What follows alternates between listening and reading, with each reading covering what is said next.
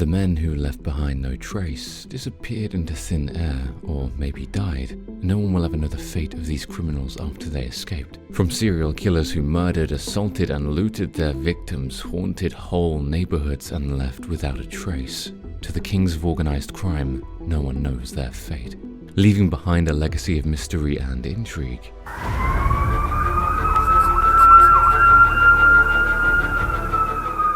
These fugitives have escaped the world's most guarded prison, bombed cities, looted banks, murdered people, and managed to flee from getting caught by law enforcement out of so many.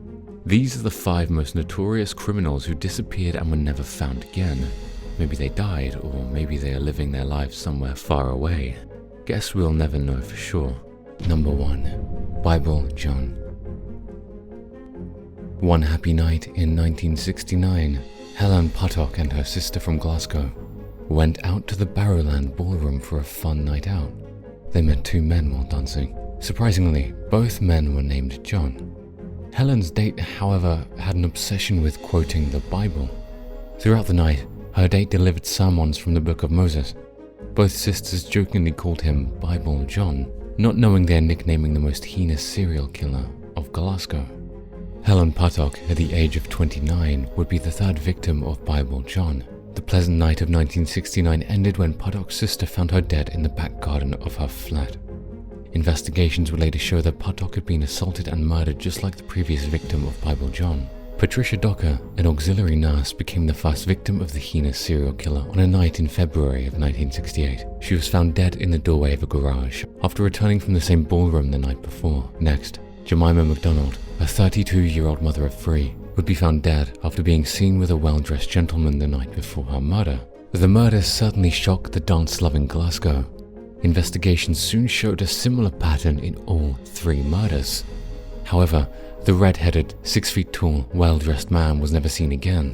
From 1968 to the fall of '69, Bible John committed assaults and the murders of women who came to the dance at the Barrowland ballroom.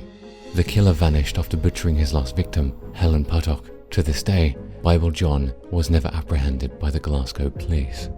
Number 2. D.B. Cooper. Dan D.B. Cooper became a legend for many for the audacity he showed after looting a plane and jumping mid-flight in a parachute. On November 24, 1971, Cooper bought a one-way ticket to Seattle-Tacoma Airport for $20. On the flight, Dan Cooper slipped a note in the pocket of the flight attendant, Florence Schaffner. When Schaffner ignored the letter, Cooper called her and softly asked her to read the note because he was carrying a bomb in his briefcase.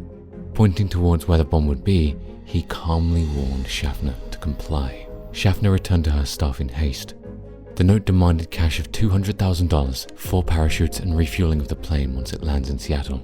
The captain, William Scott, informed the crew on the ground about the hijacking and then circled the plane for about 2 hours, while his crew made on-ground arrangements for Dan Cooper.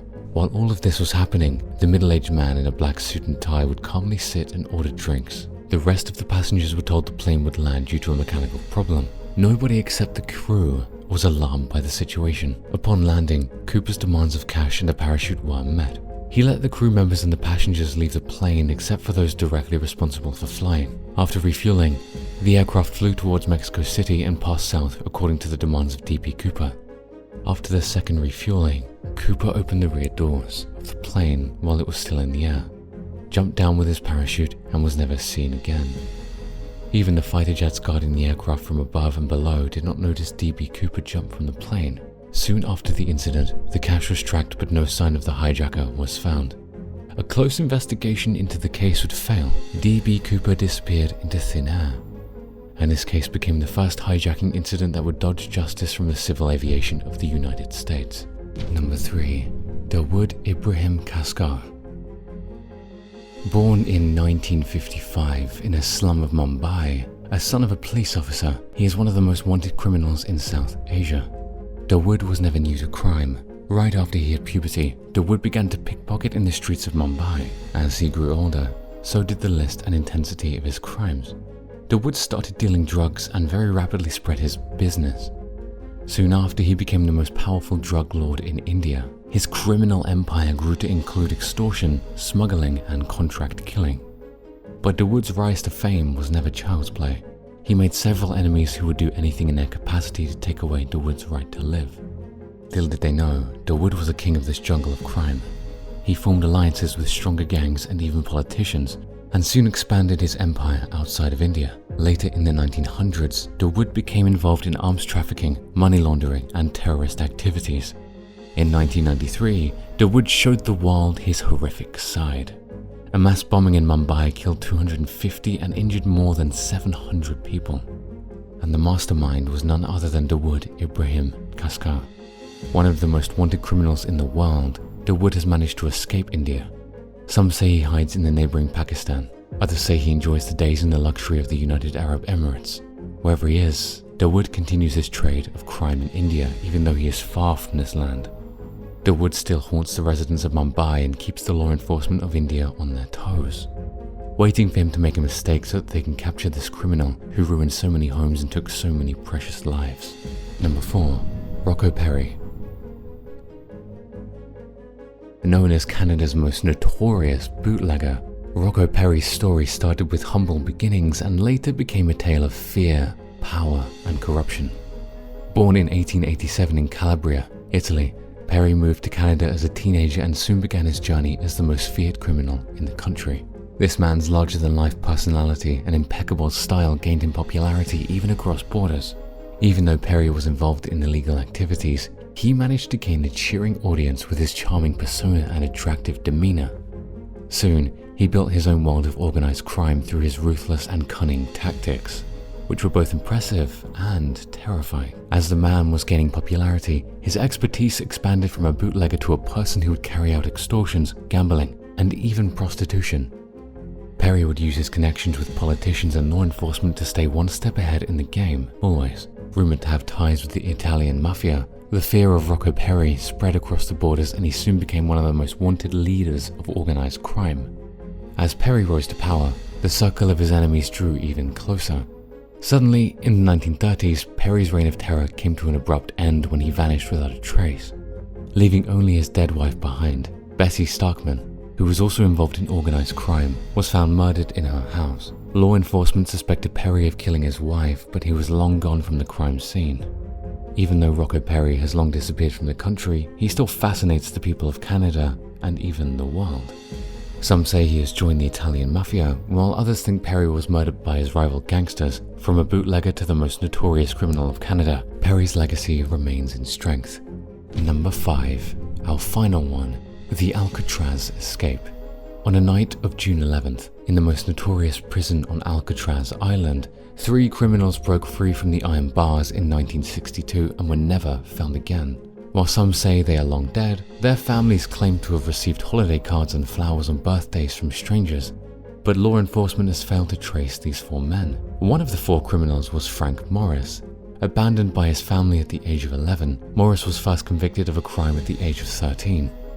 Throughout his teenage years, this boy would be arrested and charged with several criminal offenses, including armed robbery and drug dealing. At the time of the escape from the world's most guarded prison, Frank was serving a 10-year sentence for robbing a bank. The Anglin brother would join the escape with Franklin that night. Alan West, John, and Clarence were dirt poor teenagers when they committed their first crimes. Born to parents who were seasoned agricultural workers, the Anglin brothers lived a life of depravity that led them to commit financial crimes early on at a young age. The brothers were sentenced to 35 years of prison after they looted Columbia Savings Bank. Alan West, on the other hand, was arrested 20 times before finally being arrested for car theft. The last to join this escape party, Alan made sure to help his partners in escape in all his capacity. Alcatraz is known as the inescapable prison, where guards and watchtowers on every corner would stay alert day and night, and sharks would encircle the waters around the island. However, little did the authorities know this group of criminals would manage to escape from their fate decided by law enforcement. This group of men would share adjoining cells and would talk for hours. Nobody knew a plan for escape was under process. The 4 men stole discarded saw blades and vacuum cleaner motors from the prison workshop and metal spoons from the dining hall. They began drilling holes in the ventilation duct of their cells.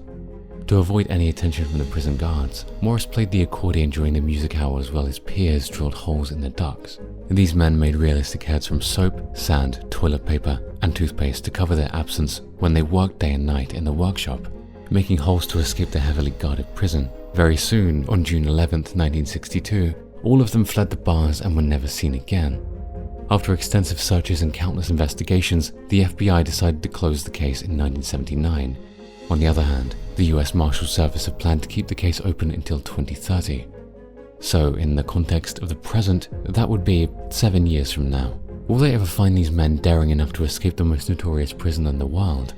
Guess we'll never know the answer for sure, especially considering so many decades have passed since this happening.